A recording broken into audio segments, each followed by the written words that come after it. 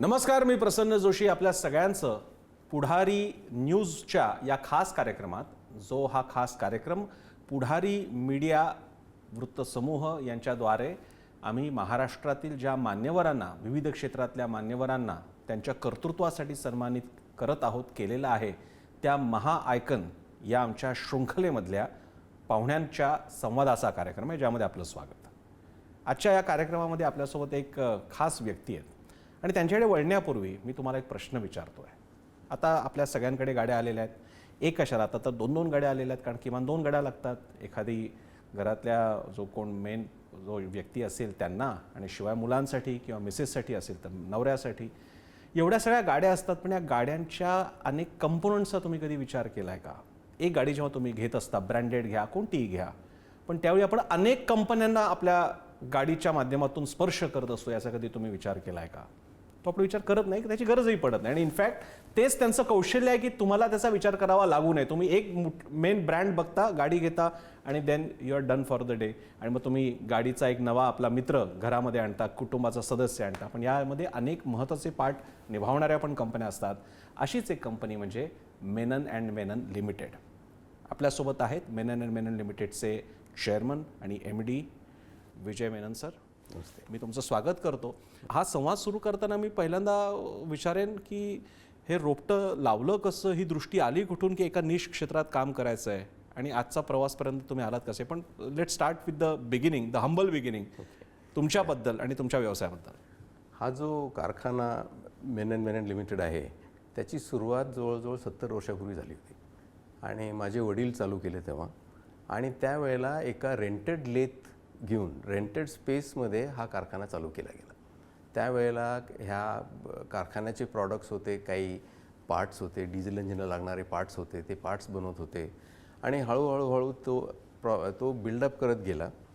आणि एका ठराविक काळानंतर ती कंपनी हळूहळू एका फाउंड्रीच्या स्वरूपात ते स्विच झालं. आणि फाउंड्रीमध्ये वी वर जनरल फाउंड्री, म्हणजे आम्ही फाउंड्री पार्ट्स करताना सगळे पार्ट्स करायचो. कास्ट आयर्न पार्ट्स कुठलाही आम्ही पार्ट करायचो.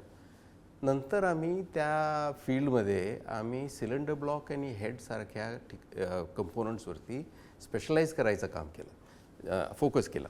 आणि त्यानंतर आमचा ग्रोथ चांगला झालेला आहे. म्हणजे आजचा हा जो ग्रोथ आमचा आहे, आजचा हा जो पोझिशनमध्ये आम्ही आहे, त्याचा मेन कारण त्या काळी 30 वर्षापूर्वी आम्ही ह्या कंपोनंटवरती फोकस करायचं ठरवलं. आणि त्यामुळं आम्ही त्या स्पेशलायझेशनमुळं आज इथं येऊ शकलो. वडिलांनी हे सुरू केल्यानंतर तुम्ही त्यामध्ये, आपण या क्षेत्रात करिअर करायचं आहे, मग त्या दृष्टीने एज्युकेशन घ्यायचं आहे आणि मग त्यामध्ये उतरायचं आहे. या बाबतीत कसं सांगाल? तुमची स्टोरी कधी सुरू झाली? आता ह्यामध्ये मी आलो 1980 साली परत आलो आणि ह्या फील्डमध्ये आलो. आणि माझा एज्युकेशन हा इंजिनिअरिंग केलं मी. आणि परदेशातही जाऊन आला? परदेशात MBA करून आलो तिथनं.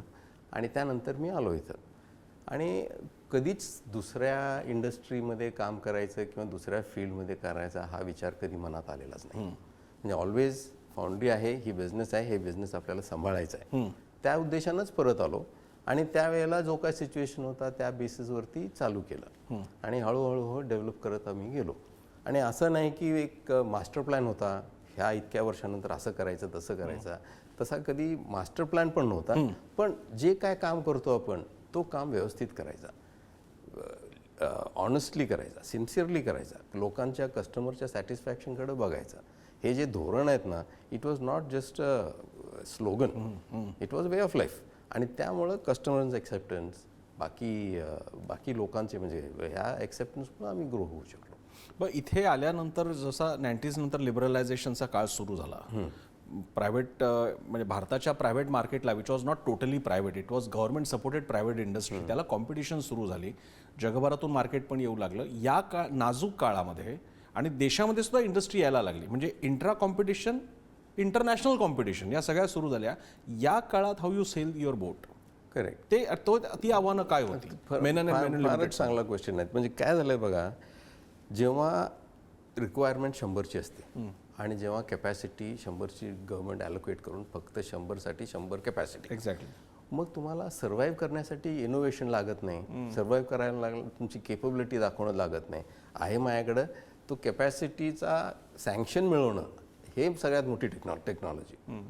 पण आजच्या काळात आता कॅपॅसिटी आहे, तो कॅपॅसिटी युटिलाइज करण्यासाठी मला जो इनोव्हेटिव्हनेस आणायला पाहिजे, मला जो केपेबिलिटी बिल्डअप करायला पाहिजे, ती केपेबिलिटी बिल्ड करणं आज गरजेचं झालेलं आहे. आणि त्यामुळं कंपनी चांगली प्रगती करत जातात.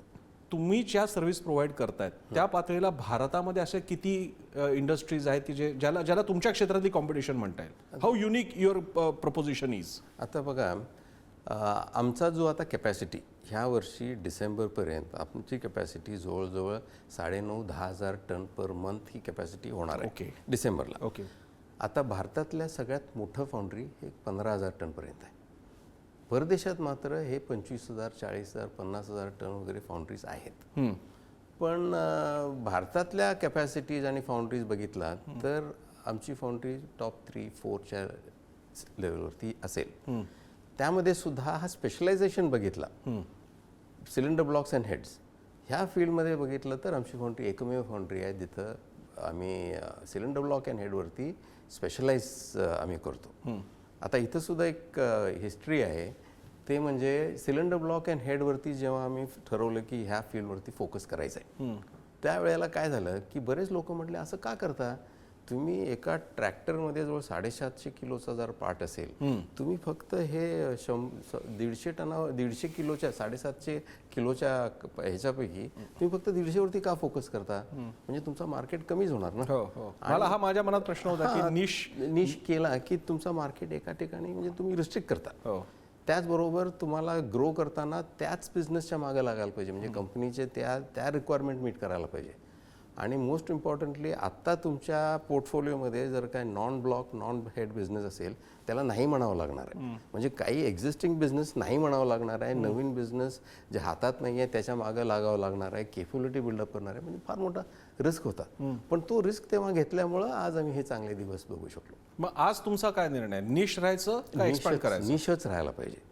निशच राहायला पाहिजे. निशमध्ये केपेबिलिटी बिल्ड करायला पाहिजे आणि निशच्या केपेबिलिटीच्या बेसिसवरती ग्लोबल कॉम्पिटिशन करता यायला पाहिजे. आज आपले काय क्लायंट्स बद्दल काय सांगाल? आज आमचे मेजर सगळ्या तुमचा क्लायंटाईल बिझनेस, आज आमच्या क्लायंटेलपेक्षा पैकी सगळ्यात मोठा जो क्लायंट आहे तो John Deere tractors. Mahindra both jeep आणि ट्रॅक्टर हे दोघे, आणि टाटा मोटर्स हे तिघं मोठे क्लायंट्स आहेत. त्याचबरोबर बाकीचे पण क्लायंट्स आहेत, म्हणजे Mitsubishi Motors, Mitsubishi Heavy Engines, Isuzu Motors, असे बाकी लोक पण म्हणजे छोट्या प्रमाणात. सगळ्यात मोठे म्हणजे महिंद्रा, जॉन डियर आणि टाटा मोटर्स हे 3 कंपनी घेतले की आमचं जवळ 70% प्रोडक्शन. आता इथे गंमत आहे पुन्हा. आता प्रेक्षकांना तुम्ही एका रांगेत सगळी नावं घेतली. तुम्ही जेव्हा ते ग्रॅब केले असेल, तुम्ही जेव्हा बोर्ड मीटिंगमध्ये त्यांच्या गेला असाल, प्रेझेंटेशन केलं असेल, कन्व्हिन्स केलं असेल, तो एक्सरसाइज कसा होता? वडील असताना टाटा महिंद्रा हे आमचे कस्टमर होते, मेजर कस्टमर होते. आणि महिंद्रा त्यावेळेपासून होते. आपण त्यावेळेला आम्ही म्हणजे महिंद्रासाठी वेगवेगळे कंपोनंट्स करायचो.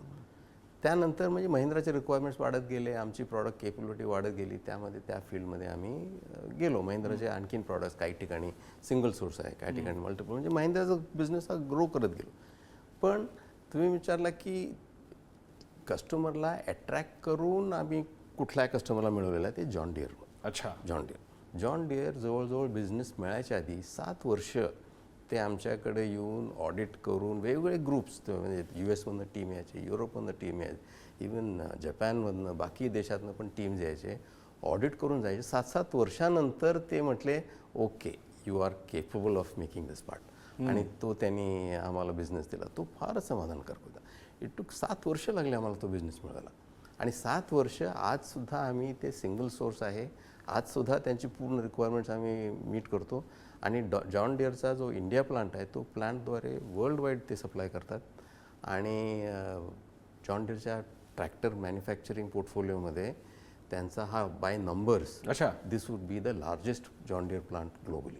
सो एक असतो ट्रस्ट, म्हणजे भारतीय इंडस्ट्री काही गोष्टी त्यांना माहिती आहे नाम ही काफी है, पण नंतर तुम्हाला असं लक्षात येते की नाम ही काफी आहे पण उसको सर्टिफिकेशन भी चाहिए. ते सर्टिफिकेशन तुम्हाला 10 ठिकाणी दाखवावं पण लागेल. ते इंटरनॅशनल स्टँडर्डचं रेकग्निशन आहे. सो या सर्टिफिकेशन बद्दल काय सांगाल? बघा पूर्वीच्या काळी जेव्हा आम्ही म्हणतो 81, 82 या टाईममध्ये, तेव्हा क्वालिटी हा होता, हा मॅन डिपेंडंट होता. कारखाने पण छोटे होते, मालक स्वतः असायचा किंवा त्यांचा राईट हँड असायचा, त्यांनी क्वालिटी मॅनेज करायचे आणि स्मॉलर कॅपॅसिटीवरती ते कंट्रोल करू शकत होते. पण जेव्हा आमचा ग्रोथ चालू झाला तेव्हा जाणीव आलं की वन मॅन डिपेंडंट क्वालिटी हा सस्टेनेबल क्वालिटी नाही आहे. म्हणजे फर्स्ट शिफ्टला जे होतो आणि सेकंड शिफ्टला होतो, थर्ड शिफ्टला होतो, त्याचा व्हेरिएशन दिसायला लागला किंवा तो माणूस रजेवर गेला की क्वालिटी घसरली. तो जो सिच्युएशन आहे that is not a sustainable situation. म्हणून त्यावेळेला आम्ही बघत होतो हे कसं, वी डिडंट हॅव टेक्नॉलॉजी, कारण इंडियन इंडस्ट्री हा फक्त ग्रोच करत होता, तेव्हा ती टेक्नॉलॉजी नव्हतीच, म्हणजे हे कसं करायचं माहीत नाही. त्यावेळेला ISO सिस्टम्स वगैरे ह्या जगात हळूहळू चालू झालं. मग तेव्हा म्हटलं की क्वालिटी स्टँडर्ड्स आणि क्वालिटी सिस्टम स्टँडर्ड्स हे दोन्ही वेगळे आहेत. म्हणजे क्वालिटी स्टँडर्ड्स म्हणजे काय, क्वालिटी स्टँडर्ड्स म्हणजे मला ह्या पार्टला ह्या क्वालिटीमध्ये बनवायला पाहिजे म्हणजे दॅट इज हा टार्गेट आहे, बनवायला पाहिजे. कसं बनवून घ्यायचं त्यामध्ये काय बोलत नाही. एक्झॅक्टली. पण क्वालिटी सिस्टम स्टँडर्ड काय करतं, तुम्हाला कन्सिस्टंट क्वालिटी पाहिजे असेल, एका स्पेसिफिक सिस्टमप्रमाणे तुम्ही काम केला तर ती quality sustainable quality. They don't guarantee high quality, they don't guarantee low quality, but they say it will be consistent quality. तो कन्सिस्टंट क्वालिटीला इम्प्रूव्ह कसा करायचा हा तो क्वालिटी सिस्टम स्टँडर्ड्स आपल्याला तो शिकवतो. बरं. आणि तो आम्ही केला आणि पहिला ISO 9000 आम्ही कोल्हापुरातला पहिला ISO 9000 आम्ही 94ला घेतला. ओके. 1994ला आमचा पहिला. बरं. We were the first in Kolhapur to get. पण त्यावेळी म्हणजे मला आठवतं ISO सर्टिफिकेशन हे साधारण 98च्या नंतर बूम आला होता त्याचा. म्हणजे अगदी एनजीओज आणि कोणत्याही संस्था संघटना पण ISO घ्यायच्या, पण 94 इज 94ला आम्ही पहिल्यांदा घेतला. कोल्हापुरातला पहिलाच होता, महाराष्ट्रातला दुसरा तिसरा असेल त्यावेळेला. पण त्यानंतर आणखीन त्यापेक्षाही ऑटोमोटिव्ह ISO हा जनरल स्टँडर्ड आहे आणि ISO QS 9000 म्हणून ऑटोमोटिव्ह स्टँडर्ड, हे GM, क्रायस्लर, फोर्ड हे तिघांनी मिळून तो स्टँडर्ड इव्हॉल्व केला QS 9000. मग आम्ही म्हटलं की त्या स्टँडर्डच्या मागा लागा, आपण ऑटोमोटिव्ह बिझनेस करतो, ऑटोमोटिव्हचा स्पेसिफिक स्टँडर्ड आपण परस्यू करूया. आणि QS 9000 हा भारतातला आम्ही पहिलाच कारखाना होता जिथं त्यांना QS 9000 सर्टिफिकेशन मिळालं.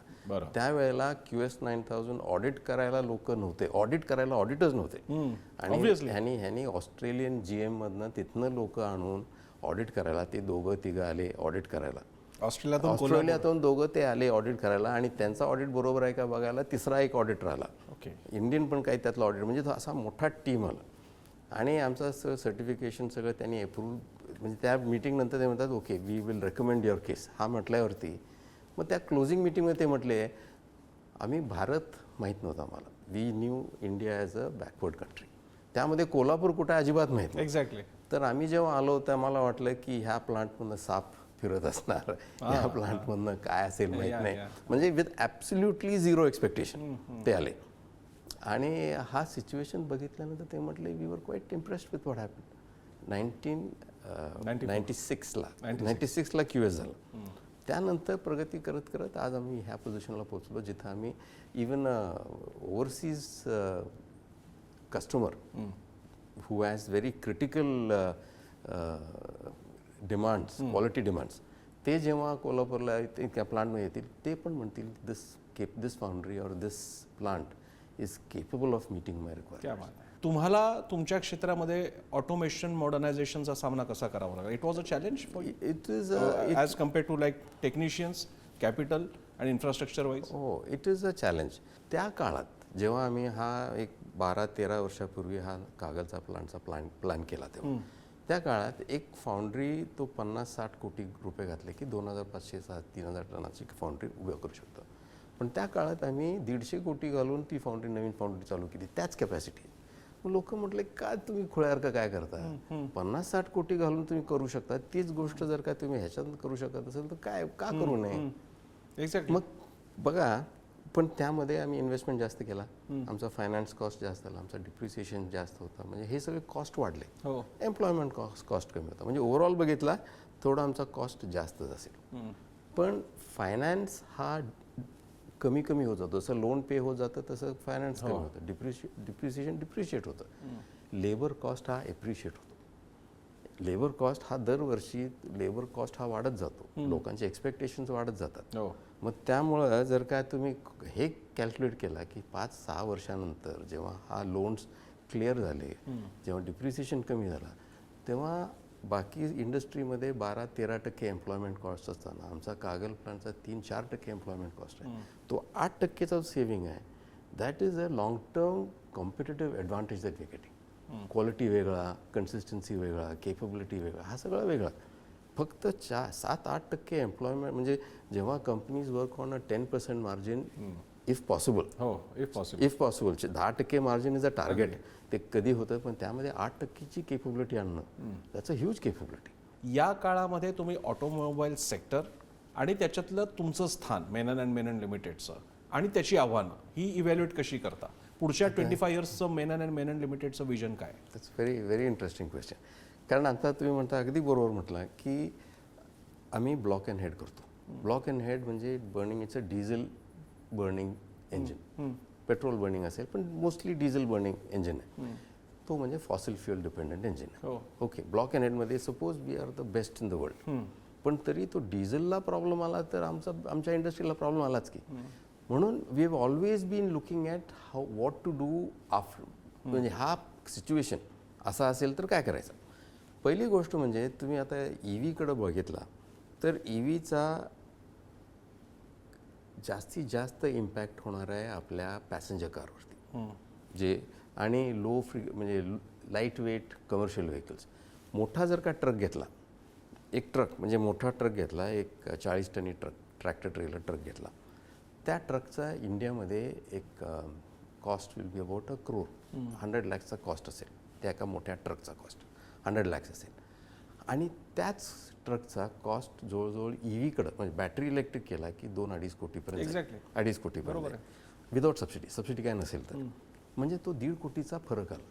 आता 1.5 कोटीचा फरक जर काय तुम्हाला रनिंग कॉस्टमधनं कमी करायचं असेल आणि जर काय तुम्हाला 18 रुपये पर किलोमीटर सेव्हिंग असेल, 1.5 कोटी जर काय तुम्हाला 18 रुपये पर किलोमीटरला जर का तुम्हाला हे करायचं असेल, तुम्हाला 8.5 लाख किलोमीटर रनिंग करायला पाहिजे. 8.5 लाख किलोमीटर ह्यामध्ये फायनान्स कॉस्ट धरत नाही, काहीच धरत नाही. 8.5 लाख किलोमीटर रन झाल्यानंतर फायनान्स कॉस्ट धरला की कदाचित 10-12 म्हणजे किलोमीटर रनिंग झाल्यानंतर ब्रेक इव्हन होणार असेल, मग त्याला अर्थच नाही त्या. म्हणून ट्रॅक्टर आणि कमर्शियल व्हेकल ह्याला EV येणं फार, इलेक्ट्रिक होणं फार अवघड आहे, फार वेळ लागेल. बरं, पण पॅसेंजर कारमध्ये होऊ शकतं. मग तो प्रश्न आम्ही सिलेंडर ब्लॉक अँड हेडला जेव्हा स्पेशलाइज केला, short term, immediate short term काय करायचा, आम्हाला will have to shed capacities in the passenger car space. आम्हाला पॅसेंजर कारमधला कॅपॅसिटी आम्हाला कमी करायचा आहे. आणि त्यावेळेला आम्ही ठरवलं की फक्त ट्रक आणि ट्रॅक्टरवरती जास्त फोकस करूया, पॅसेंजर कारवरती कमी फोकस करूया. आणि मारुतीसारख्या मोठ्या कंपनीकडे जाऊन आम्हाला सांगावं लागलं की हळूहळू तुमचं आम्ही व्हॉल्यूम कमी करणार आहे आणि आम्ही फक्त ट्रॅक्टर आणि ट्रकमध्ये जाणार आहे. ते म्हटले आमच्या ऑर्डरवरती मोठे झालेले भारतात इतके लोक आहेत, तुम्ही पहिल्यांदा माझ्याकडे येऊन सांगायला की आम्ही तुमचा व्हॉल्यूम कमी करणार म्हणून. आणि कारण का EVवरती फोकस करून एकदम मोठा झाला आणि ओव्हरनाईट जर का ती कॅपॅसिटी 0 झाली, कमी झाली, कशी होईल जर का EVचं मार्केट गव्हर्नमेंटद्वारे स्पॉन्सर्ड होत असेल? आत्ताची सिच्युएशन आहे, मी म्हणतो 10 वर्षापूर्वीची. अच्छा, आज परमनंट मॅग्नेटचा प्रॉब्लेम आहे, बॅटरीचा प्रॉब्लेम आहे, हा सगळा प्रॉब्लेम आहे. पण जेव्हा तुम्ही ऑल्टरनेट ह्याला गेला, पहिल्यांदा पॅसेंजर कार विल स्टार्ट, पहिल्यांदा 2 wheelers will start getting affected, त्यानंतर passenger cars, light commercial vehicles will get, हा तो ट्रान्झिशन आहे. तर आमची कॅपॅसिटी आणि टाटा ट्रक आणि ट्रॅक्टरमध्ये we can fill capacities very fast. म्हणून आम्ही त्यावेळेला डिसाईड केला की आता एक 5-6 वर्षापूर्वी आम्ही ह्या फील्डमध्ये स्पेशलाइज करू आणि त्या फील्डमध्ये ग्रो करू. आणि आज वी आर डुईंग फेअरली वेल. आज या मंचाच्या माध्यमातून, पुढारीच्या या मंचाच्या माध्यमातून तुम्ही धोरणकर्त्यांना, पॉलिसी मेकर्सना, मिनिस्टर्सना, गव्हर्नमेंटला काय आवाहन करू इच्छित असाल, काय गोष्ट सुचवू इच्छित असाल?